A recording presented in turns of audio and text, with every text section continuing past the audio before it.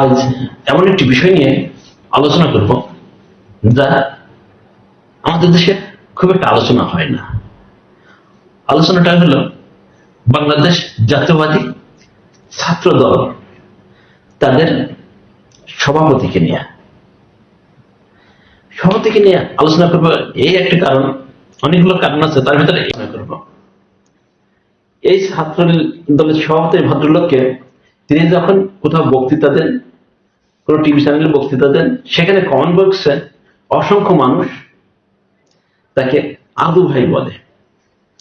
তো ভাবলাম যে এই ব্যক্তি দেখতে এত সুন্দর, এত স্মার্ট একটা ছেলে, তার কেন আদু ভাই বলে?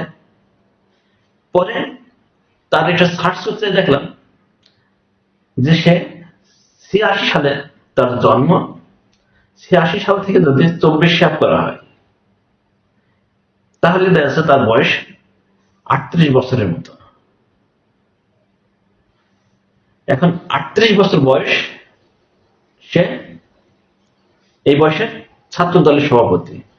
তার আরেকটি বক্তৃতায় দেখলাম যে সে তার বিরুদ্ধে কারা অভিযোগ করেছেন যে তিনি বিবাহিত, এই জন্য সে নাকি একটা জিডি পর্যন্ত করেছে। তার মানে সে বুঝাইতে চেয়েছে সে হলো বিবাহিত না। আমরা যদি ধরে নিই তিনি বিবাহিত না, তাহলে 38 বছর বয়সের একটা যুবক সে ছাত্র দলের এই গুরুত্ব দায়িত্ব পালন করতে,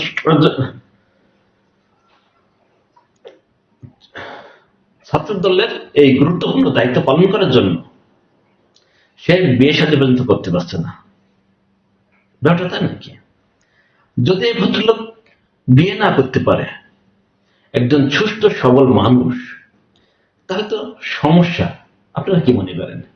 একজন পুরুষ মানুষ, পুরুষ তো বয়স হলে পারে 25, তারপর থেকে যদি এতগুলো বয়স সে পার করে, একটা স্বাভাবিক বয়স যদি 25 বছর বিয়ের বয়স ধরা যায়, তারপরেও তার আরো 10-12 বছর বয়স, 13 বছর বয়স পার হয়ে যাচ্ছে, সে বিয়ে না করে ছাত্র দলের দায়িত্ব পালন করে যাচ্ছে।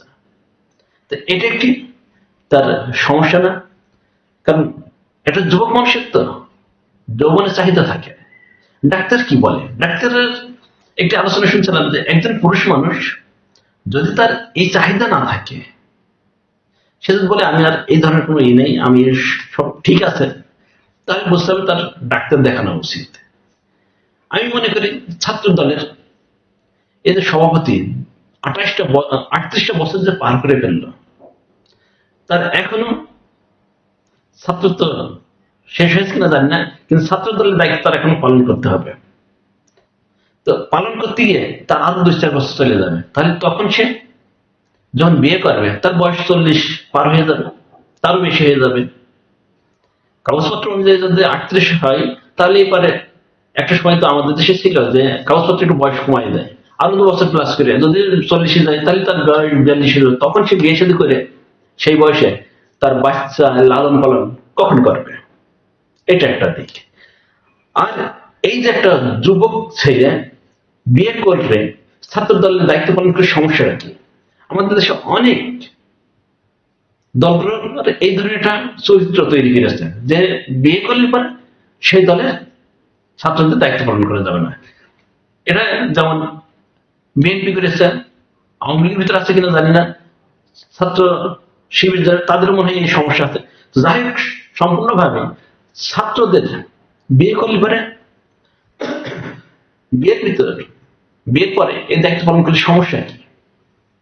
খুব তো সমস্যা হওয়ার কথা না। আর যদি বিয়ে না করে এত দীর্ঘ সময় থাকে এবং দায়িত্ব পালন করে, তাহলে আর সমস্যাটা বেশি। কারণ এরা পাপিয়ারা যে মজমা বসাবে, এরা সেখানে হাজির হবে। পাপিয়াদের থেকে আরো ভয়ানক কাণ্ডে এরা জড়িয়ে যাবে। তাই পাপিয়াদের কাণ্ডের থেকে জড়ানোর আগে এরা বিয়ে করে তা দলের দায়িত্ব পালন করলে তো সমস্যা নাই। তাই এই দলগুলো, রাজনৈতিক দলগুলোর উচিত হবে তার ছাত্র সংগঠনগুলো হয়তো একটা বয়সের ভিতরে তার দায়িত্ব থেকে বিদায় করে দিতে হবে। না হলে পারে তার যদি 40-45 বছর পর্যন্ত দায়িত্ব পালন করতেই হয়, তাহলে সে যাতে বিয়ে শাদী করেও দায়িত্ব পালন করতে পারে সে ব্যবস্থা করতে হবে। যদি এটা না করতে পারে, তাহলে ভবিষ্যতে এই ছাত্ররা এই ছাত্র সঙ্গে যারা জড়িত এরা নারী ঘটিত কাজের সঙ্গে একটার পর একটা জড়িয়ে যাবে। হয়তো রাকিব সাহেব তিনি খুব ভদ্র মানুষ, খুব ভালো মানুষ, তার বিরুদ্ধে এই ধরনের অভিযোগ নেই, হয়তো তার বিরুদ্ধে উঠবেও না, কিন্তু এক রাকিব সাহেব তো বিচার করলে সব হবে না।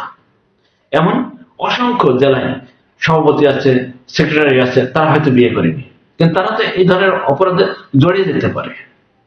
তাই এই দলগুলোর উচিত হবে তাদের একটা বয়স নির্ধারিত করে তার ভিতর তাদের ছাত্রত্ব থেকে বিদায় করে তাদের শেষ করে দাও, তাদেরকে বিদায় করে দাও। আর না হলে পারে যদি দীর্ঘ সময় ধরে তাদেরকে দায়িত্ব রাখতে, তাহলে তাদেরকে বিয়ে শাদী করতে দেওয়ার অনুমতি দেওয়া, যাতে তারা বিয়ে করার পরও তারা ছাত্র দলের বা ছাত্রলীগের বা অন্যান্য যে ছাত্র সংগঠনগুলো আছে তাদের দায়িত্ব যাতে পালন করতে পারে। তাতে তো বিয়ে করলে কোনো অসুবিধা হওয়ার কথা না। আপনারা কি বলেন? আজ পর্যন্ত আল্লাহ হাফেজ।